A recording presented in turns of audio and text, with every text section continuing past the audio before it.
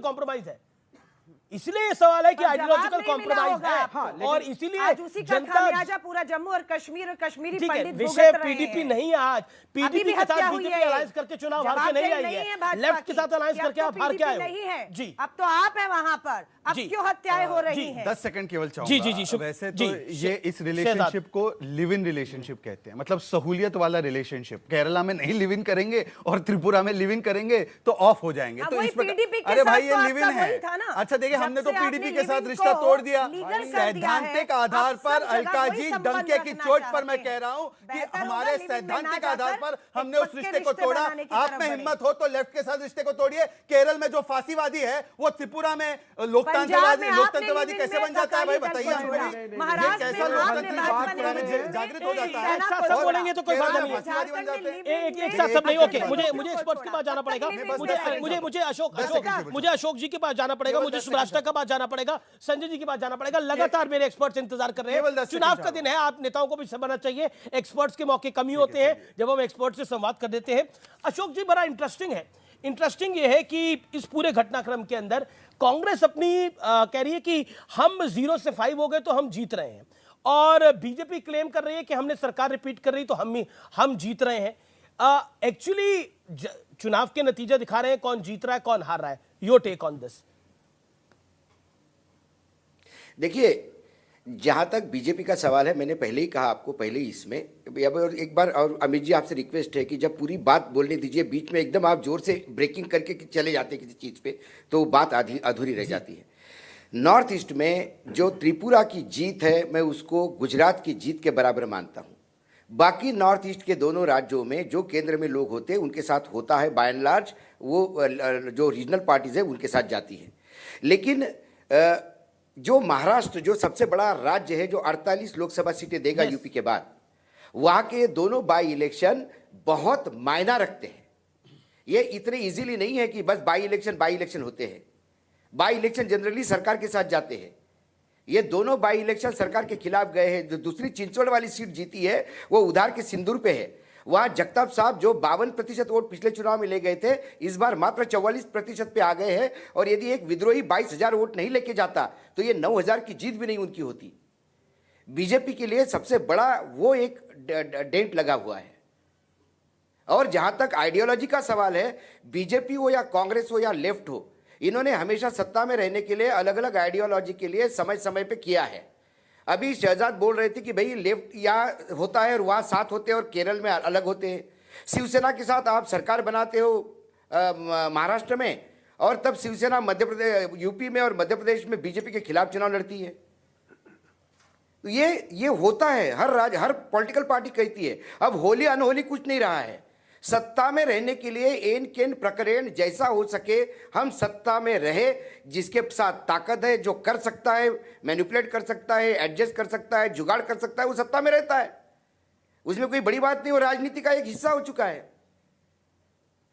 यदि 5 सीट के भरोसे भी आप पूरे सरकार में आ सकते हो, 60 में से 5 सीट आपके पास है या 4 सीट आपके पास है, उसके बाद भी आप गठबंधन के सरकार हो सकते हो, क्योंकि केंद्र में आपकी सरकार है तो कोई भी रीजनल पार्टी आप ही के साथ जाएगी। बट नेचुरल है ये, इसमें कोई बड़ी ये नहीं मानता।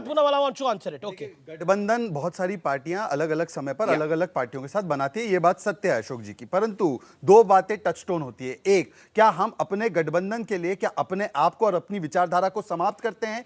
भारतीय जनता पार्टी ने कभी ऐसा नहीं किया, परंतु कांग्रेस पार्टी अपने आप को लगातार सिद्धांतों के पटल पर और आंकड़ों के पटल पर दोनों ही करते जा रही है। ये कांग्रेस की हकीकत है। दोनों कैसे अरे भाई, एक प्रवक्ता बोले कांग्रेस का, कैसे बोल पड़े? अरे भाई, दोनों कैसे बोल पड़े भाई? अरे भाई, मुझे बोलने तो दीजिए। अलका जी, आप इतना क्यों?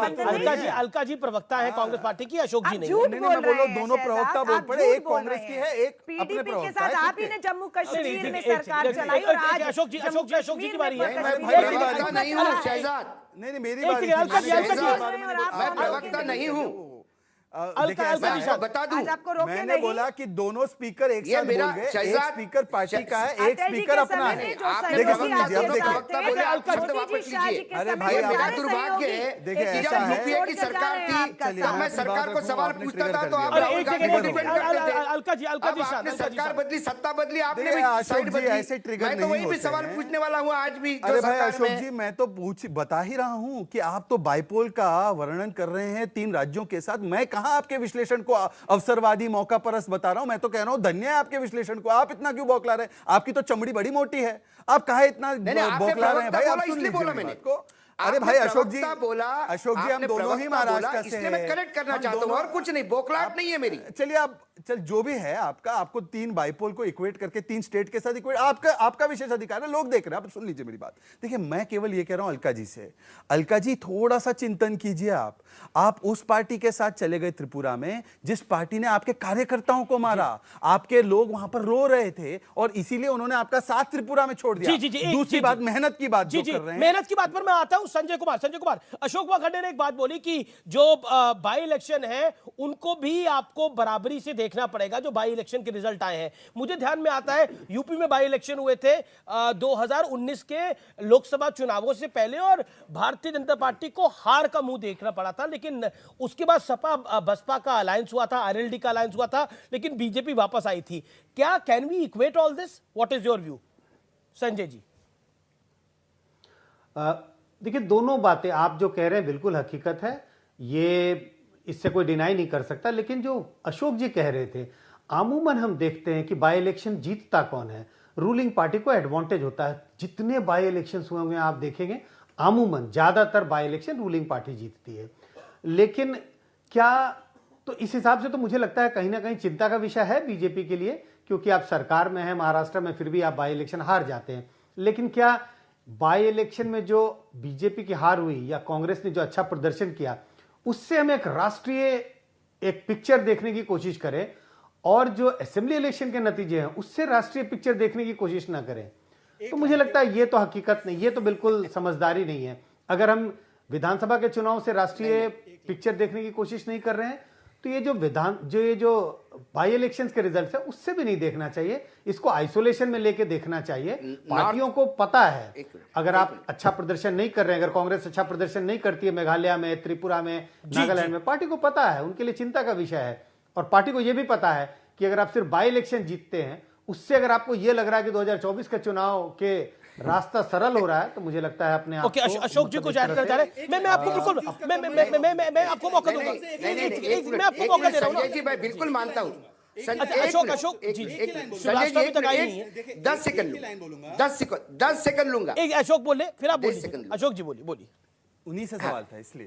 मैं बाई इलेक्शन को राज्यों के इलेक्शन से नहीं तोल रहा, लेकिन at the same time north east के 3 राज्यों के चुनाव के नतीजे पूरे देश के चुनाव के नतीजों पे भी नहीं तोलना चाहिए।